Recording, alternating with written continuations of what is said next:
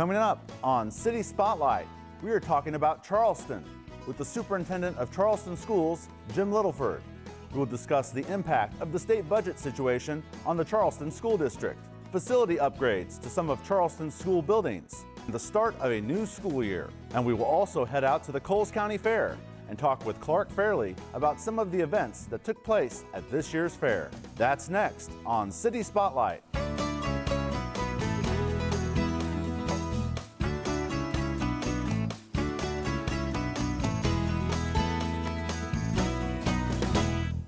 City Spotlight is supported by Consolidated Communications. CCI is honored to salute the cities and their leaders in the area, as well as providing TV, internet, and phone service to local homes and businesses. We live where we work and are proud to support the communities we serve. More information available at consolidated.com. Welcome to another edition of City Spotlight. We're talking Charleston today, and at the start of this show, we're going to talk education. To help me out is the Superintendent of Charleston Schools, Jim Littleford. Ramin, thank you for having me on today. We're getting ready for the start of another school year. We are taping 6 days prior to the start of the Charleston school year, so look forward to hearing about the start of a new school year in Charleston. It's just around the corner. Absolutely. But first, Jim, let's talk about the thing that's been on a lot of people's minds in the state of Illinois, and especially educators such as yourself, is the state budget, and how has it impacted Charleston going into the new school year? Well, Ramin, and you hit something very important there. It should be on the minds of everybody in our community and all throughout the state. It has had a tremendous impact on our school district throughout the years. We've lost close to $3.5 million in general state aid over the past 5 or 6 years, and that is huge when you look at a school district budget. We were very concerned in the spring, early summer, that there wasn't going to be another budget in fiscal year 17. We were already putting some plans into place as to how to be able to handle that situation. How long could we go without state funding, that type of thing? And we're just very grateful that a stopgap K-12 budget was put into place late in June, early in July, and we're able to move forward for this school year. And that was pretty close to the start of when your new school year started, was roughly 40 days ago from when we're taping. That stopgap budget was passed. What was your initial reaction? Oh, I was relieved. A lot of sleepless nights worrying about money and finances and so forth because, most of our monies are for staffing. We're in education and people are our business, and you have salaries for personnel and so forth, and we've already reduced staff over the past 9 years, and so I was very, very concerned about that. Okay, we have several things here, Jim, that you wanted to point out in this taping. One of them is the number of reductions you've had since 2008, 2009. Ramin, we started that process back in 2008, 9, 10. Probably if we added all of our jobs up, and those jobs could be teaching jobs, they could be paraprofessional jobs, they could be custodial jobs, secretarial jobs, could be coaching jobs, anything like that, probably in the neighborhood of around 70 jobs, 70 positions that we've eliminated over the past 9 years. Okay, very good. And going into this new school year, the 2016-17 school year, are there any fewer job positions or services that are less than what you normally were last year as a result of the current state budget situation? Right. Initially, back in 2008, 9, 10, we removed about $2.6 million out of our budget. This past spring, we knew, and we actually started that process back in November by having board meetings at the high school and allowing people to come in in a larger venue where they could be a little bit more comfortable and so forth. We knew we were going to have to reduce again based off the figures that we were seeing from the state and where we were at budget-wise. We eliminated about $1.2 million out of our budget. We added some fees and so forth that may gain us another $100,000 or so.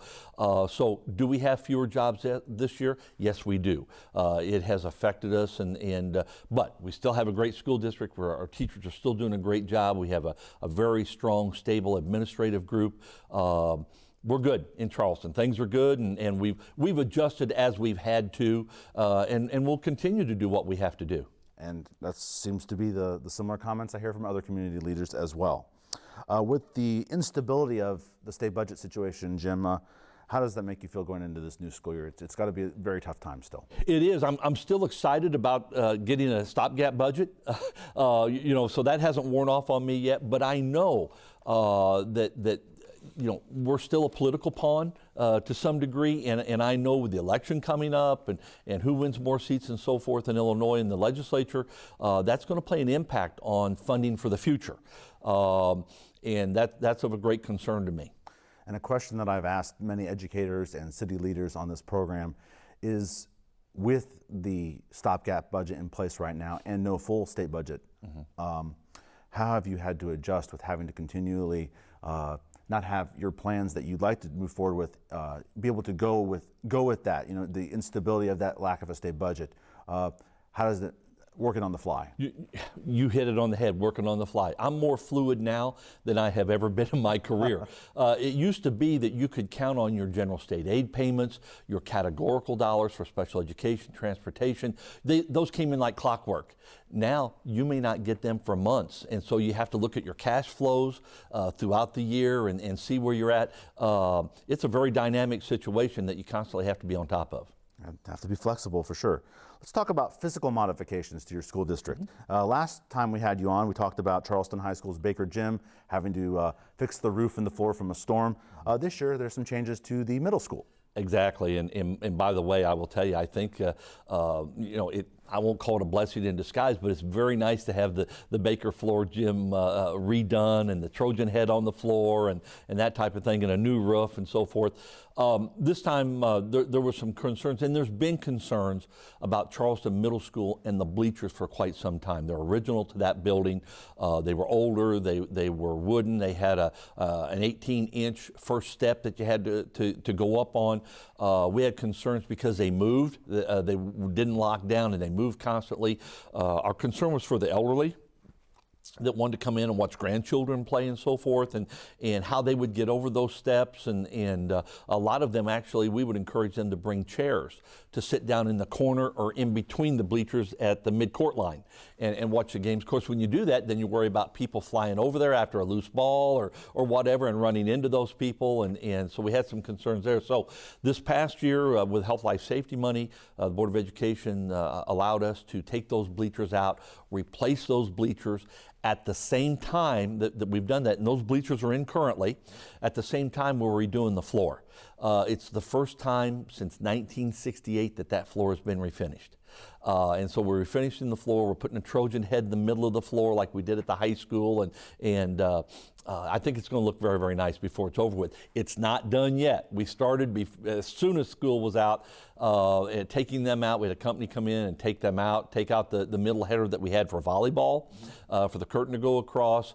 But when you're working with contractors in the summertime that are working with a lot of different school districts, right, things don't always stay on the schedule that you want them to stay on. So, but hopefully we'll be in before the end of this month and have our PE classes on the gym floor. Good to hear that. I actually went to that. It was the Charleston Junior High, so I remember playing and going to that school and that original gym floor there. I think it's going to look really nice. I think people are going to be pleased with that. I look forward to seeing it. Carl Sandburg Elementary, they need some sprinklers repaired or fixed. We found out late in the spring, early in the summer, that we'd had some sprinklers that were recalled years ago, and we didn't know about it. When we had a company come in and check the sprinkler system in preparation for this school year. So we've done a Health Life Safety amendment on that. Those sprinklers will be fixed in the fall sometime. Okay, very good. Something that you talked about last time you were on and that you'd like to talk about again is the ALICE training. And how did it work for you last school year, and where does it go moving forward? We've put a lot of emphasis on school security, school safety. In my opinion, the ALICE training is absolutely the best thing that we have done. It has empowered our teachers, our staff, our students. It's empowered them to change the mindset of what is traditional. We're all in education, we're rule followers. I think everybody knows that. We ask kids to sit in certain places, we do certain things, we follow the rules, that's what we do. With ALICE training, we've empowered our group, our school community, to break out a window, crawl out a window, to barricade the door, things of that nature, to change that mindset, just not to be a sitting target for somebody that might be wanting to do bad things within the school. So I'm thrilled with that. I understand that Eastern is in the process of instituting some of that, so I'm glad that both school communities are a part of it. How often are the training drills practiced? They're practiced yearly, and last year was the first year that we did that, and we had several different practices and trainings throughout the school district, and it varies by school building and so forth, but we're going to continue those trainings this year. Okay, something you also want to talk about, Jim, was new teacher evaluations. A few years ago, there was some legislation that was passed within the state of Illinois. There was concern over teacher evaluation, and so we have followed the legislation. We've had committees in place. We've developed a new teacher evaluation instrument through Mr. Vallarta leading that committee. And so this year will be the first, we've tested it, this year will be the first actual implementation of the new teacher evaluation instrument. So I'm excited to see how that's going to work. I'm in my 41st year and I'm in my last year as superintendent in Charleston, so I'm not going to get a lot of data in regards to that, but I think it's going to be a good process for our staff. Another tool for you guys to use for sure. Can you tell us, as this new school year is about to begin, if your enrollment is up, down, or the same? You know, it's kind of difficult to tell because we are about a week out from the start of school. The last couple of years, our enrollment has been up slightly. Currently, we're down some. However, we still have a week. We still may have some people that enroll. Of course, we've gone to online registration. That changes the dynamics of it just a little bit. So you can still enroll at the last moment, you know, without going into the schools and that kind of thing. So we'll see how it shakes out here in about a week. And online registration, that's another thing that you wanted to talk about. This is year 2 of that. It's our second year. I think we're getting much better at it. You have to start somewhere. Right. What I have learned, and I shared with Mr. Vallarta this morning, I like the old registration from the standpoint, I got to see people. I got to see students and parents and grandparents. I like that part of that. But we're becoming a very technologically minded world, and people like this. People like being able to go online and register for classes and that type of thing. So we're trying to keep up with the sign of the times. All right, very good. And as we've mentioned, we're taping this just prior to the start of the new school year for Charleston. Jim, as an educator, what does the start of a new school year mean to you? It's exciting. It's excitement. I get to go back and I get to greet people. I get to greet children. I get to watch them grow. That's the most exciting piece for me, is the growth of students. Are you able to make it out to the different buildings at the beginning of the school year just to see how things are going? I will, particularly that first week. I'll try and get out for bus stops and bus pickups and that type of thing, and see how things are rolling there. I'll try and get through the buildings and say hello to students and staff and so forth. All right, and as you mentioned, Jim, this is your final year as superintendent of the Charleston Schools. Number of years in higher education. What are some of the things that you're most proud of that have been accomplished in the Charleston School District under your leadership? I would tell you probably, I mean, first and foremost has been our security issues. We've done some very good things with partnerships with Eastern and Lakeland academically and so forth, but the security piece, and there's always room for error. You and I both know that anybody that wants to do real harm to people can do real harm, but we have grown in our security measures, and I'm very, very excited about that. That's probably the biggest thing that I'm excited about. The other piece that I'm very happy about is we're trying to keep up with technology, and I don't think you ever keep up with technology, but we're attempting to, and we're trying to move forward, and whether it's bringing your own devices through technology or whatever, utilization in the classrooms by students of their phones. My goodness, I just read an article yesterday that talked about students and their necks and their backs, their upper backs, because they're so used to looking at their phones. Right. It's amazing how much time young people and adults spend on their phones these days. Absolutely. Before we wrap up here with you, Jim, what can you tell us about Todd Vallarta? He'll be succeeding you as the next superintendent of Charleston Schools. Outstanding gentleman. Going to do a wonderful job as superintendent in the Charleston Schools. He's articulate. He's bright. He is a Charleston person. I think he's really been here since he went to school at Eastern back in the late 80s. So I am very proud of the fact that he's going to take over the reins. I'm very secure in the fact he'll do a wonderful job as superintendent. And I look forward to the day that I can come into his office and not have the pressures that I have now, and I can sit down and talk with him. Absolutely. Not to date myself, he was a teacher at Charleston High School when I was there some almost 20 years ago. One thing that you also wanted to bring up, Jim, something very exciting, it's the 5th year of the Coles County Clash. Yes, high school football is also something that is about to get started as the new school year starts, and it's unbelievable that 5 years now of Charleston, Mattoon, the two football teams, the Trojans and Green Wave, meeting at EIU's O'Brien Field. What has that game meant to the two communities? What an exciting event. What a great opportunity for the communities of Mattoon and Charleston to get together, engage in tailgating, storytelling, just communicating with one another. Initially, we had some concerns that we might have some problems because of the rivalry. We've had virtually no problems, either out in the parking lot or up in the stands between students. It's just been a wonderful event, and I'm very, very proud to have been a part of it. And moving forward, is this a game that's going to continue to be played where it is, or could we possibly see this game be played on each school's field? Well, we're hopeful, and I believe we're in year 3 of a 4-year contract right now. We're hopeful that we're going to be able to continue with playing at EIU. Our concern is not having the facilities at either place to be able to put in 5,000, 6,000, 7,000 people.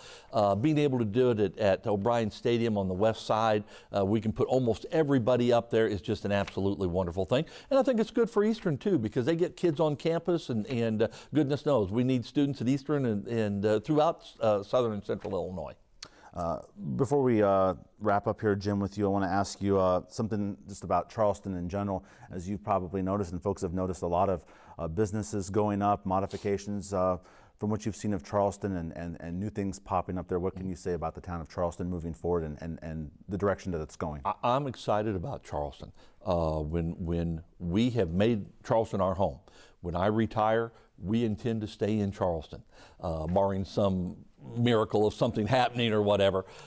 We intend to stay here and raise our family here, have our kids continue through the school system here. Wonderful place to raise a family is Charleston, and let's just hope and pray that everything in Springfield gets settled, that Eastern settles in well, and they continue to fund our schools, and that we continue to prosper down here. Excellent. And anything else you want to add about the Charleston School District as you head into this new school year? One last comment.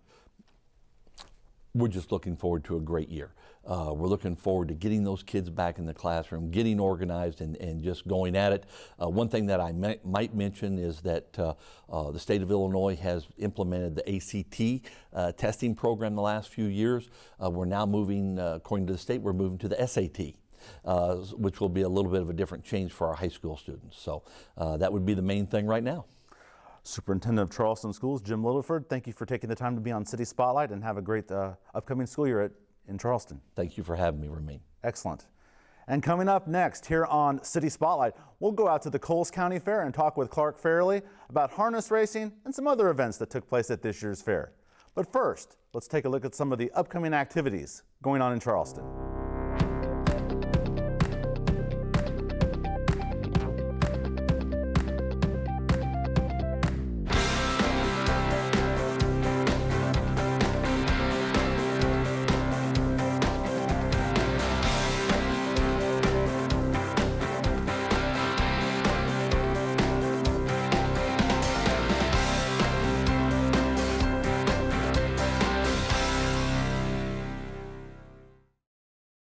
And welcome back to City Spotlight. As we continue here on this episode on Charleston, we've left the studio and we're at the Coles County Fair. That's our backdrop. And joining me is the Superintendent of Racing at the Coles County Fair, Clark Fairley. Hi. Thank you for joining us, Clark. And harness racing just wrapped up here. That's kind of your thing, Clark, here. And nothing gets better than harness racing for you. It's kind of the tip of the iceberg for you, isn't it? That's the tip of the iceberg, yep. That's kind of what I base my year on. All right, very good. We're going to show a little bit of video of some of the harness racing. You actually competed yourself today. Got a little video of that. How long have you been coming to the fair, or working for the fair, should I say? We moved here when I was 12, and I'm 55, and I guess I've been to every fair since then. All right, very good. And for you, doing harness racing, whether being in charge of it or racing it, what is your favorite aspect of harness racing? I'm trying to get the most out of each of your individual horses.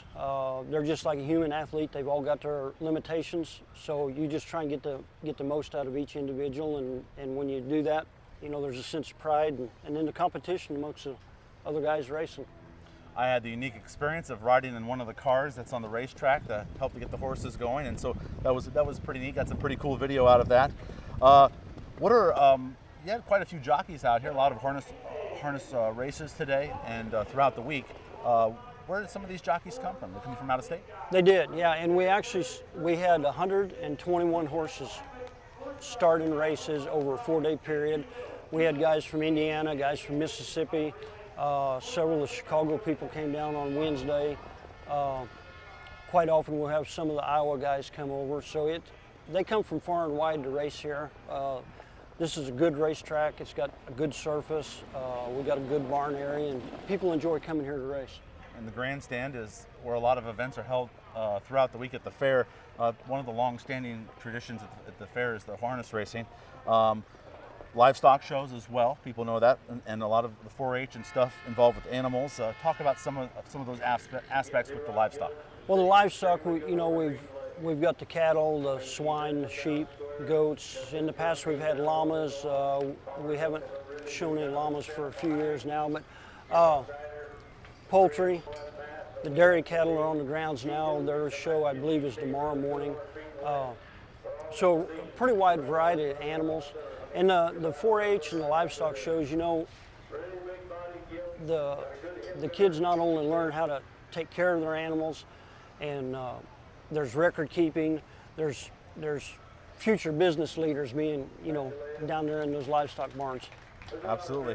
On our last episode of City Spotlight, we were at the Multi-Douglas County Fair in Arthur, and we talked about how the youth are able to get many skills from that experience. It's quite an experience for some of those youth to be able to participate and grow from that.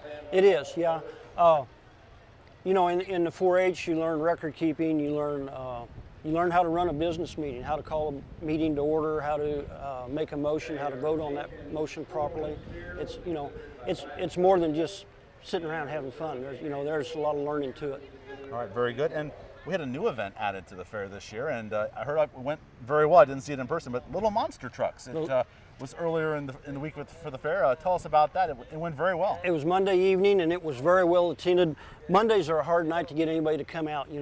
Everybody's tired from the weekend. They had to go back to work Monday morning, and so it's hard to get anybody to come out to a show on a Monday. But we had a really good grandstands. It was a good show. It was kids ages from 6 to 16, and they were driving mini-scale monster trucks. It was fun to watch. And the grandstand area will wrap up on the final night of the fair with some bull riding. One thing you talked about, I talked about you off camera earlier in the week, is there's a lot of fairs going on right now in the area, and people are kind of spread out. So what are some challenges for the fair as time has gone along? Well, keeping the attendance up, because the state aid is like everywhere else, it's getting smaller and smaller. So we're getting more and more self-sufficient. So we need to keep the attendance up, and that's why we try different things each year, like the little monster trucks, and then the old standby, like tonight is the demo derby, and it's been there a long time, and it'll be very well attended. But probably the attendance, keeping the attendance up is one of the big struggles. But yeah, this week we had Logan County at Lincoln. Their fair was going on. Effingham County at Altamont. Carmi at White County. And those are all popular fairs. So, the horse population, the race horses, they had to pick and choose where they were going to go, as did the livestock. So. And I believe I heard on the radio also the Clark County Fair as well, I think might be all going on. You're absolutely right. Clark County at Marshall, yes. So it's peak fair time. Coles County Fair wrapping up here the day or two after we're done taping here. Clark, 163rd year of the Coles County Fair. As this pamphlet says, it's the oldest continuous fair in Illinois, so since 1854. Wealth of history for people such as yourself and others that have been a part of this fair. Probably brings you great pride to help contribute to this long-standing fair. It does. It's fun to be involved with it, and it's nice to see people bring their families out and have a good time, and they don't have to travel to St. Louis to be at Six Flags, or travel a big long ways, and they can come out and enjoy themselves and hopefully not have to spend an arm and a leg doing it. But we're fortunate. The community supports us, the businesses support us, and it takes all of that to make it happen. And every time you go to the fair, you talk about the fair food. What's your favorite fair food item? Got to be the French fries. I can't disagree with you there. Clark Fairley, Racing Superintendent at the Coles County Fair, thank you for being on City Spotlight. Thank you. And that'll wrap up this edition of City Spotlight with the Coles County Fair as our backdrop. As we wrap up this show, we'll see you next time. City Spotlight is on YouTube. Past episodes can be viewed on East Central Illinois towns that have been featured on City Spotlight. Just search on YouTube City Spotlight with the show number and the name of the town. Listed on your screen are the recent episodes of City Spotlight.